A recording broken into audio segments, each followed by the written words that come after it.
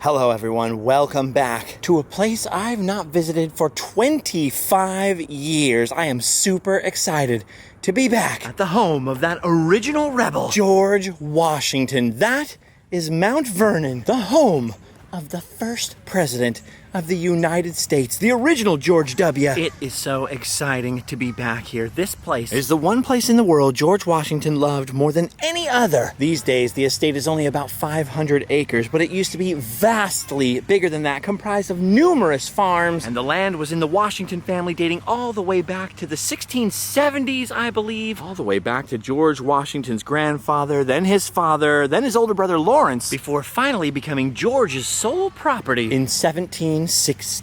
The original house was much smaller, built by his father as a simple one-story house with a garret. It'd be that center portion, the bottom floor of the current house. And interestingly, rather than tear down the house his father built, he just kept adding and adding on to the place, which is why it's not symmetrical, until finally the house developed to its full size by about the end of the 1770s. Look at this place. It looks bigger and yet smaller than you would expect it to. There's still a heck of a lot more square footage in this place than there is in my house, let me tell you. A couple of interesting things to notice. One, it is definitely asymmetrical. It is not perfectly mirrored, which really isn't obvious from far away, but once you get up close, you can really see how cockeyed those windows are. Also, from a distance, the house looks like it's made out of some sort of stone, but that's just a trick. All of these panels on the front of the building are actually made of wood. They're beveled or edged to look like pieces of stone, particularly sandstone, and then the effect was completed by chucking a bunch of sand onto the wet paint as it dried. Apparently this is a process called rustication, and I was just corrected by a friendly guide here. The house was nearly completed in the 1770s. The final rooms were framed out but left unfinished because of the Revolutionary War, obviously, until 1787-ish. Now, before we get any further,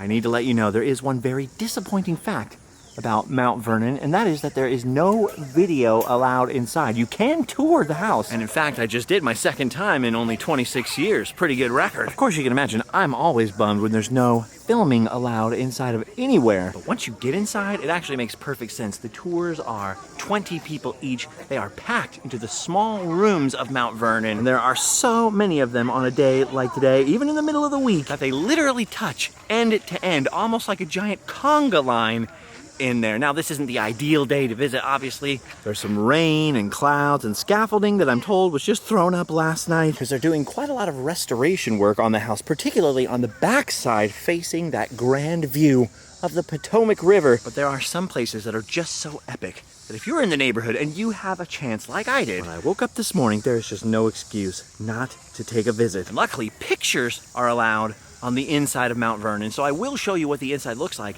in just a second. But I have to say, George Washington, of course, was a great man. Generation after generation considered him so. Nowadays, the Founding Fathers are a little more controversial. Different aspects of their lives have been debunked or looked into. But remember, when it concerns George Washington, the question was not whether he was a perfect man or whether or not he did things we would never do today, like owning other people, for example. Ugh. George Washington was a great man because he became the most powerful man on the continent, helping to rip the United States away from England, was the beloved commander of all of the armed forces of the United States. And not only did he peacefully lay down that military power and revert it back to the Congress when that war was over, but later, after being president of the United States, laid that power down again when he could have become a king, a dictator, anything. And after only 2 terms, handed that power on to the next democratically elected president. Now, this is a thing almost unheard of in history before him. That is why all the heads of state of Europe, and even many of the British, who were his despised enemies, still truly considered George Washington a great man in history. Now, for all that he's known as a great general and president, George Washington was happiest considering himself a great farmer. And actually, when you start the tours here, inside the first room of the house you enter, which was the last room built on the house, a very grand room indeed for its time, designed to entertain guests and have large parties, you'll actually find all kinds of hidden farming symbols all over the place. Now, the whole house is packed with guest bedrooms. Apparently, the Washingtons pretty much continuously had guests, both from their own families, nieces and nephews and such, and guests of high and low stature from all over the world visiting here. But I was most captivated by the sort of big room between the two wings of the house. The bottom part of this was the original house. And not only is the actual key of the Bastille in here that Lafayette gave to George Washington from the French Revolution as a symbol that the French Revolution was following in the footsteps of the American Revolution, which it really didn't end up doing. Ugh. But the banister in here is made from wood personally selected and brought back to Mount Vernon by George Washington when he was a surveyor, and it's one of the few things he touched every day that we're also allowed to touch. Now, upstairs are a whole bunch of those guest rooms, which I showed you pictures of. Some of them are actually still being refurbished, but the coolest part is once you get through pretty much every other room upstairs, you come at last to George and Martha Washington's bedroom. The exact bedroom with the original bed inside where George Washington passed away, which we'll talk about in a little while. But Martha Washington was so upset that after George died, she had the room sealed up, moved herself to a completely separate bedroom on another floor, and never used that bedroom again. Now, lastly, you descend a very small private staircase from the upstairs bedroom down back to the first floor, where you can see George Washington's private study with a replica of his presidential chair and his fan chair, as well as his original desk used after he came back here from the presidency. It is very fascinating and interesting, kind of weird, to be at George Washington's house and see the inside. The tour is totally worth it. It's about $28 for everything I've done here today. And once again, it helps to cement Mount Vernon as sort of a real place, you know, when I read books about George Washington. But I've always had a problem with old George. He's never seemed like a real person to me. The guy always kept himself very stately, sort of aloof, you know. Part of that is his position in life at the time and the time itself, but he just never seemed like a fully formed three-dimensional character to me. So that's always what I'm hoping for when I visit places like this. I guess he's just hard to relate to in his personal life, in that obviously his family owned all this land, and Mount Vernon was full of enslaved people, you know? Even throwing the morality quagmire of that to the side and forgetting the time and the context, I don't know what it's like to wake up in the morning and have somebody hand you your clothes and do all of your chores for you and that kind of thing. To oversee people all day and be this great figure at the top of the pyramid scheme. You know what I mean? The more books I read, the more fleshed out of a character he becomes over time, but I don't know. Part of me will still always think of him mostly as the guy on the dollar bill. Now, Mount Vernon is unusual among plantations in that it still has a lot of its original outbuildings, including this, the kitchen, where, of course, enslaved people, apparently that's the latest, most politically correct terminology, so forgive me if I revert to using slaves, that's what people used to say my whole life, would do all of the cooking. I'm told one family of them lived upstairs here in this building. And there was free labor here. There were free servants, but there was only about 13 of those, I think, and about 300 enslaved laborers just here at Mount Vernon. So you're talking like 30-1. Just to the right of the house over here, we've got a storehouse with what looks like an old grindstone for a step. Apparently this was very carefully managed by George Washington and his manager, Anthony Whiting. Supplies didn't come cheap or easy in those days. You couldn't just go replace them at Home Depot. Leather, nails, copper, powder. It was all kept in one half of the building, and on the other side was his clerk's home and office. Some of you barbecue dads will love this. This was the smokehouse at Mount Vernon. Ooh, I imagine this building must have smelled really good. Look at all the meat hooks up there. Wow. Hey man, I said get your meat hooks off. Man, it's crazy to think that you'd have to slaughter a hog, take some of the meat over here, salt it, hang it up, smoke it. You had to do a lot of work for your bacon back then. It was very valuable. Maybe that's where the expression bringing home the bacon came from. Oh, I almost didn't notice the paint cellar here under the storehouse. Imagine that. A paint cellar. Which reminds me, in the mansion there's a very green room in there. That green comes from copper that's oxidized just enough, right? If it oxidizes too much, it turns black. But imagine having to constantly find, age, chip, and paint copper onto your walls. This was a display of wealth for sure. All right, now here behind me we have the wash house, which is not short for Washington. It was the place where they literally did the washing, as in washing the laundry. Look at that. They must have gone through a lot of soap with 400 people living here. According to the sign in there, this little building is also an example of Washington's constantly expanding the place, because it used to be a hen house before he decided to build the grand laundry room in there. Now, just a couple more buildings before we switch to the other side of the mansion and look at those. Here we have a small carriage barn with a riding chair. Apparently George Washington owned one of these. A riding chair. That actually kind of looks fun. I love how it's just a normal looking wooden chair just stuck onto the top of kind of a small little buggy type deal. I guess that was sort of like your 18th century motorcycle almost. Now here I believe we have some stables that are undergoing some archaeological excavations. So you can see some history is still being uncovered here at George Washington's house. Now I happen to know there's so much more to see down that way, including some truly epic stuff. But first, I want to flip over to the other side of the house, like I said, and see some of the other outbuildings, like the gardener's house over here, who seemed like he was doing pretty well for himself. I mean, look at this. He had 2 rooms in here. Ooh, maybe 3. And next door, some more old-timey industrial buildings, like the salt house, which was actually a windowless storage room where they stored many things, including salt, and the spinning house, which was a very important building back in the day, because this is where they turned their wool and their flax into cloth. I mean, this is crazy. All their clothing would have come from here. Wow, not the Washingtons. I'm sure theirs were imported textiles. But for all the slaves and servants and maybe some of the kids, you'll notice there's little cellars under many of these buildings. So they had a lot of storage room. Look at this. There's a little botanical garden out here between the spinning room and this next building. Remember, they weren't just growing their own food, and food obviously to sell to other places, but George Washington was a big fan of plants, so there was also some fanciness growing out here, which we'll see in a little bit. But first, the backside of the spinning house, where we have the overseer's quarters. And I think there was more than one overseer at Mount Vernon to run things while Washington was gone. This one mentions a guy by the name of, what was it? Roger Farrell. By 1799 standards, this was a pretty sick pad.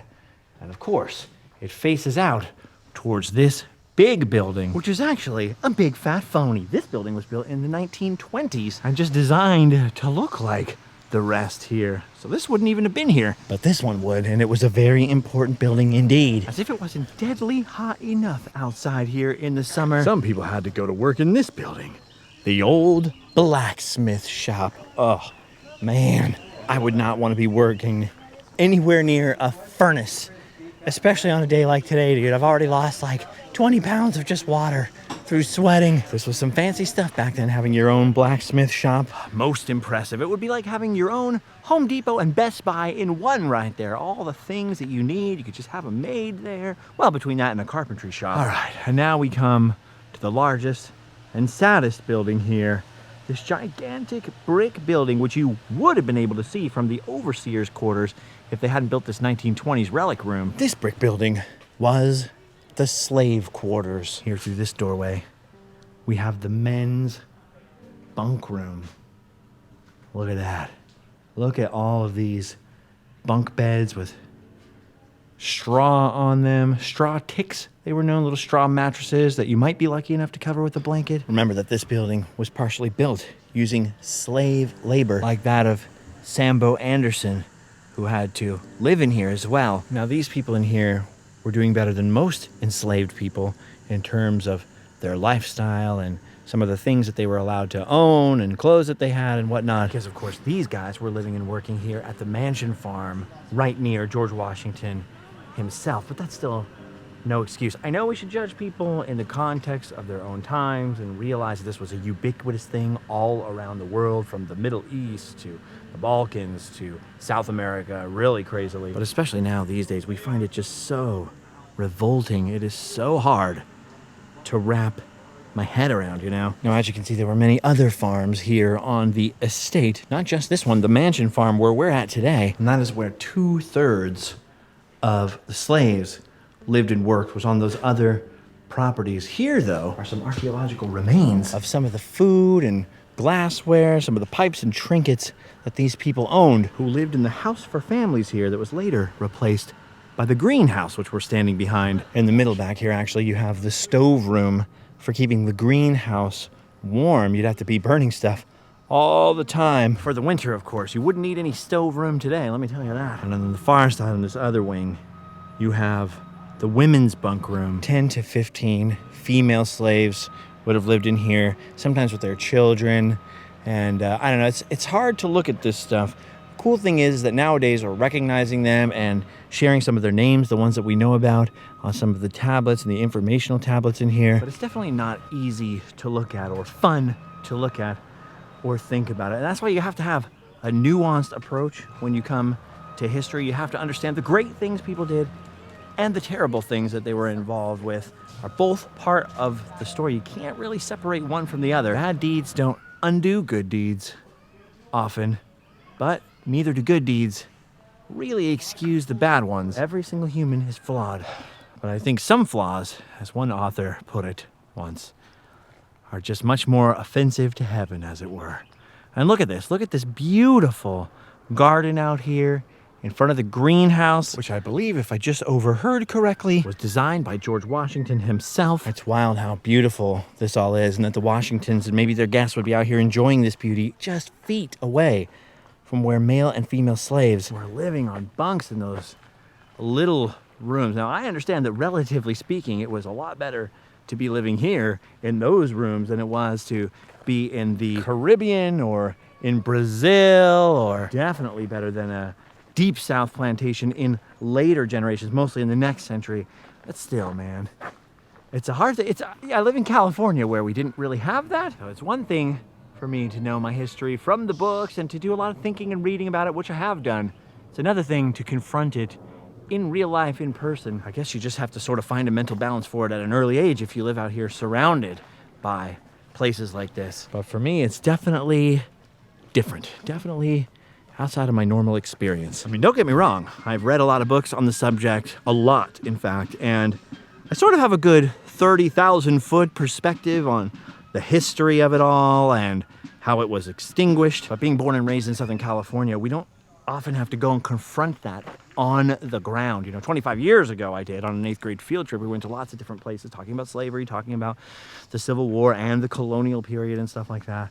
But I was too young, really, to wrap my head around the full meaning of the situation when we walked into the quarters of enslaved people, So I don't know what all I really think today. It's a lot to process. One thing that is very inspiring, though, is that the ladies of Mount Vernon, who own and run the place, have done a heck of a good job trying to research and include the names of individual people who were enslaved at Mount Vernon and tell people about their stories. So there's more of it here now than there was 25 years ago, I can tell you that right now. And that's encouraging. Of course, George Washington left in his will for his slaves to be freed upon the death of his wife, who then promptly freed them after just a couple of years because she was scared that they might get tempted to bump her off and bring on the freedom a little earlier. Her slaves, though, were never freed. I don't think they were legally allowed to be freed. Back then, there was a lot of weird legal stuff, trusts and old leftover English laws about who gets what kind of property. And remember, they considered those people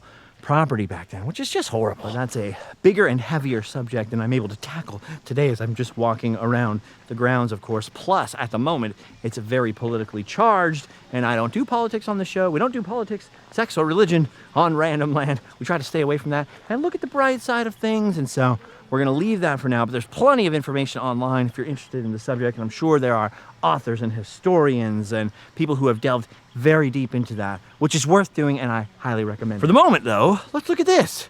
The dung repository. Look at that. You can't even waste the dung around here. You got to keep it for compost and fertilizer back in the day. Ugh, I bet it smelled great out here in the 1700s. I was going to say that I must have a vivid imagination. I could almost smell the dung, and then I realized I was smelling dung, sheep dung, behind the stables. Some of George Washington's old sheep are still here. All right, there's no time to play with dung. It's time for some more serious things, so we're gonna head down this serious hill that I remember being a horrible pain to walk back up, but we'll get to that later, and head down towards George Washington's tomb. Let me just quickly say that Mount Vernon does a great job of preserving that sort of 18th century farm action here. You could take a whole trip here being not interested in George Washington at all, but just looking at old-timey farming techniques, buildings and equipment and foliage, and talk to some of the guides for a long time at length about crops and seeds. So if you're a crazy hobby farmer or just a farm nut, then George Washington's Mount Vernon should definitely be on your list. Now, before we get to George Washington's tomb down there, I've got to lead you this way towards the old tomb where George Washington, and indeed many of his family members who had gone before him, many of the Washingtons, were buried here in a crypt not too far below the manor house, overlooking that beautiful view of the Potomac River. And this, my friends, is where somebody nearly stole George Washington's skull. By 1830, the tomb inside this vault here had become a lot of bit disheveled. Honestly, the state of it was pretty horrible. Coffins had rotted through, leaving bones scattered around the floor. Animals and rodents and stuff could get inside of there and scatter things around. Even the brickwork was not in good shape. In fact, even before Washington himself passed away, it wasn't in good shape because he left in his will instructions that this old tomb should be replaced in a different spot by a newer, better constructed one as well. Apparently, though, nobody listened or honored those instructions, and when John Augustine Washington II, a nephew of George Washington's, owned this in 1830, it had become truly disheveled, like I said. Well, apparently old John Augustine Washington II either hired the wrong guy or wasn't as good of an overseer and property manager as his uncle George Washington, and had quite a few problems with a certain gardener who history has left nameless. And when this gardener was fired, he wanted to teach John Augustine and the whole Washington clan a lesson. So he snuck out here to the old vault, to George Washington's tomb, went in through the bodies on the floor, all the bones and everything, found a skull he believed to be the skull of the first president of this country, and absconded with it. He actually stole a skull. How annoying, right? Almost as annoying as all the weed whackers that are going on down there by the river. But just ignore those. No, those are not giant bees. Just annoying gardeners. I can see why it's easy to fire some of them, huh? Anyway, this was not a long-lasting crisis. Only the very next day, the thief was apprehended. The skull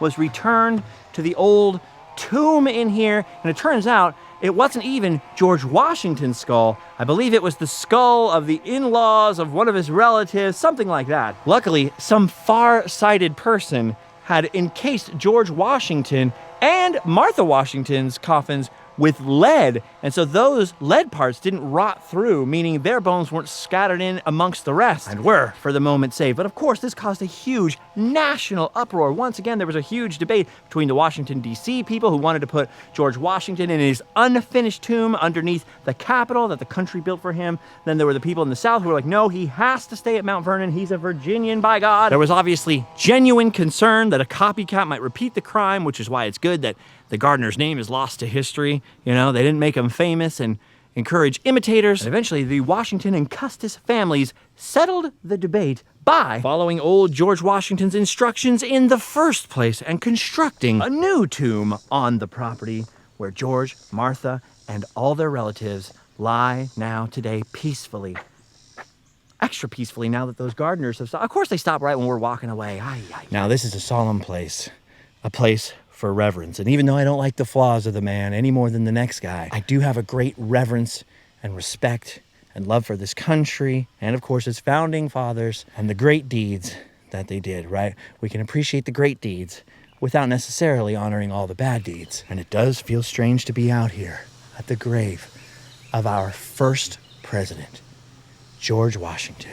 Now, originally, from what I understand, the president was buried back there in that vault through that black door that you can see with his other family members, but later those sarcophaguses were created to hold the remains of George and Martha Washington closer to their visitors and admirers. Where just a few seconds ago, even I removed my hat and paid my respects. I love visiting graveyards, but it's always a little frustrating because I always wish we could wake them up, and just have a few minutes of conversation, ask some questions, get the measure of the man. George Washington would not be particularly at my top of the list of people to meet, but it would have been fascinating. And apparently, he was much beloved by the people who knew him, and of course, even by his former slaves, many of whom proudly kept the last name Washington on to succeeding generations, although that was probably a lot to do with the fact that he freed them in his will. Now, like I said, at today's Mount Vernon, they try to teach a more inclusive version of history. Actually, that word is overused. Let's say a more accurate version of history by making sure to represent, share the stories of, and memorialize the enslaved people out here. And in 1929, believed to be the first of its kind at a historic site, the Mount Vernon Ladies Association placed a marker here at the location of the slave cemetery.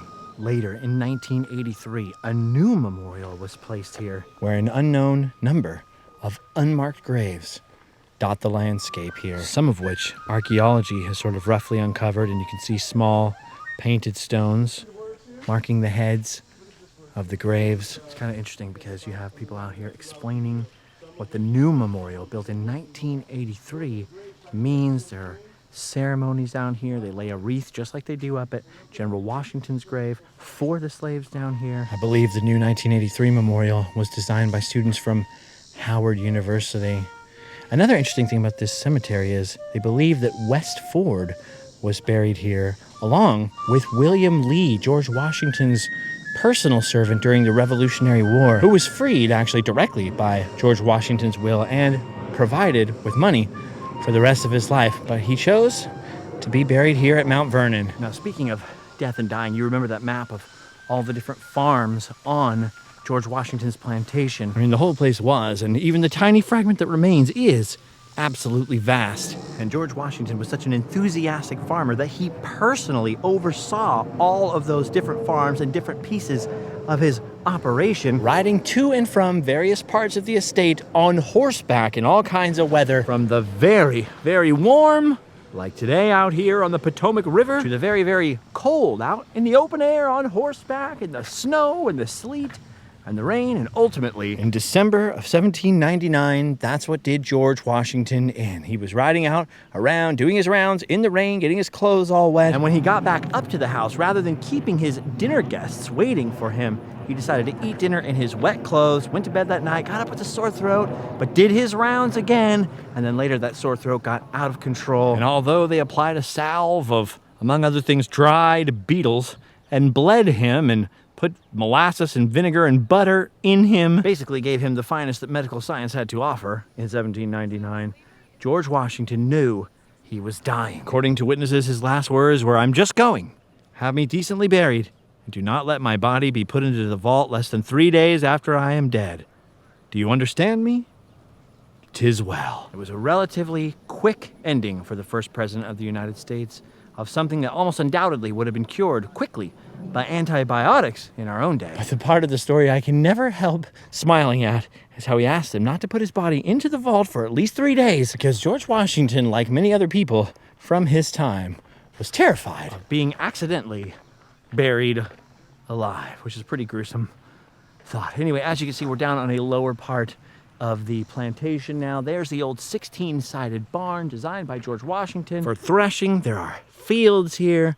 I understand they actually have a distillery on site a little farther away than this, much too far to walk today, where they still make whiskey here at Mount Vernon to George Washington's original recipe. Sadly, though, my friends, I have time for none of those things. Literally, time is running out here during the open hours of Mount Vernon. And just heat-wise, my goose is pretty well cooked. So, last but not least, I'm going to head up here from the Potomac River, back up the hill, hopefully in time to catch a glimpse of the museum here on the property, where I don't know if cameras are allowed, but I'm hoping to get a glimpse at least of old George Washington's teeth.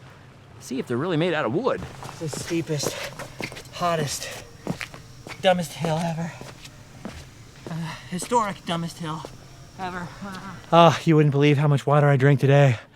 And I did take my heart medicine and everything, but still, I am definitely, if not fully kaput, nearly so. Just a little ways to go to the museum. But I wanted to say quickly that there is a distillery you can visit by shuttle. There is an education center here. There are shops and restaurants, guide talks, ceremonies, other more specialized, more detailed tours that you can take out here, including, I think, one of the botanical gardens. So there's a lot to do at Mount Vernon, more than we've done today, certainly. So a wonderful place to visit, very historical, very Pride and Prejudice-y. You can see how George Washington was definitely born an Englishman and had sort of pretensions to English nobility before becoming the first American nobility to hyperbolize a little bit. It's ironic that I chose those words because, of course, he put down his power so as to not become nobility, saving America for people like us.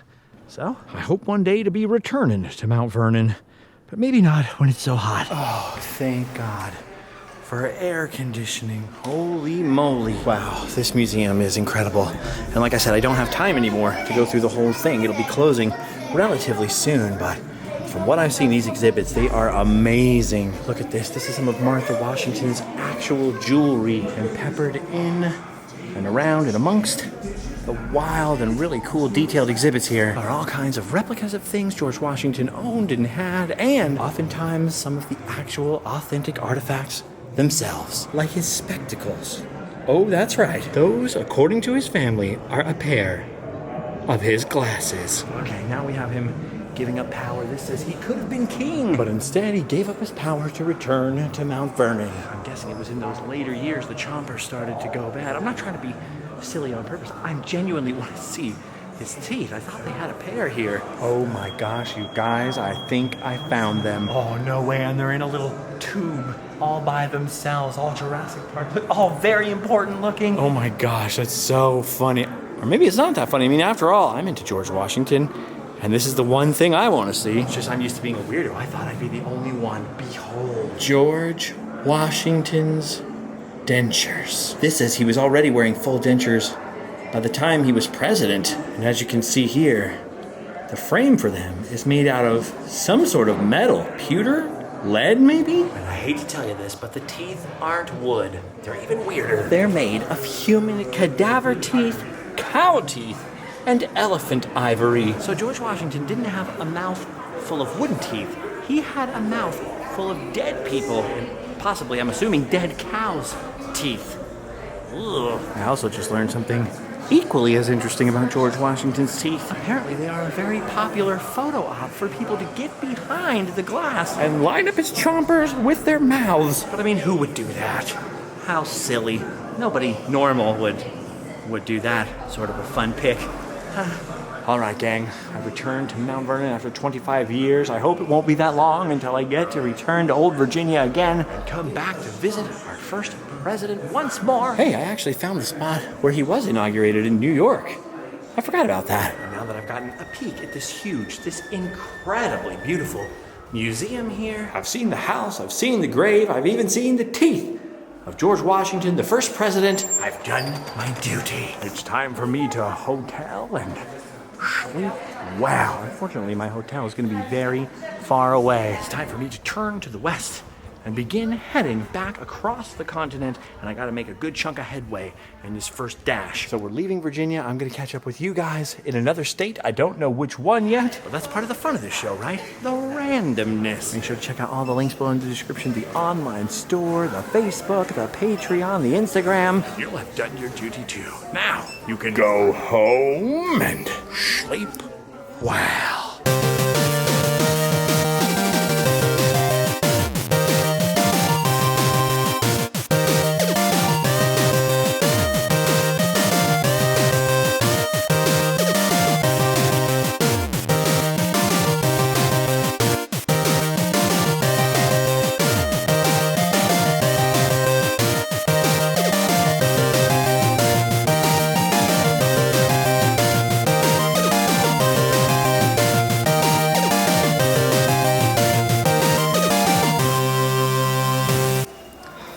Apparently people have been they've been rubbing George Washington's nose, also known as Georging George Washington, for good luck.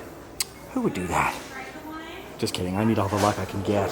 Oh, also I was going to buy some of George Washington's rye whiskey. I really want to try some. I wanted to buy some for me, some for my friend Ernie who likes fancy stuff. I probably would have had like 2 sips and gave the rest away to guests over the years as they came over, you know? Liquor lasts us a very long time.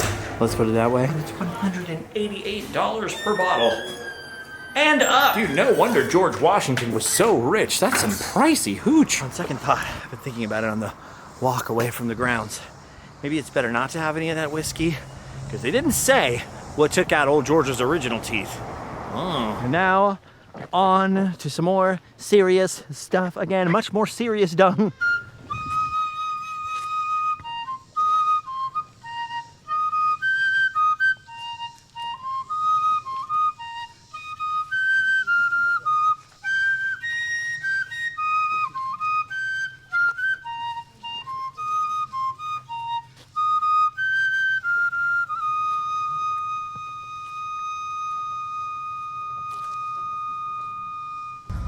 All right, and now I've stopped at the town from the Blair Witch just for Allie. Gonna look for some sticks for her to make a stick man, because Allie loves the Blair Witch more than any other person I've ever heard of in my entire life. And here's the town of Burkittsville, Maryland. I always heard the people in this town hate Blair Witch tourists. So I hope nobody asks what I'm doing here. Just looking for sticks for my crazy girlfriend, you know. You guys into sticks or? Oh wait, here we go. Here's the shot from the movie. We have filmed the first scene. There's the cemetery, the church steeple. No welcome sign on this side. And no sticks. Sorry, Allie. Spoke too soon. Found some sticks in the Burkittsville graveyard. Blair Witch sticks. Well, let's get out of here because it's almost dark and the Blair Witch might be coming for John F. Kennedy. Julio? Julio, why are you standing in the corner?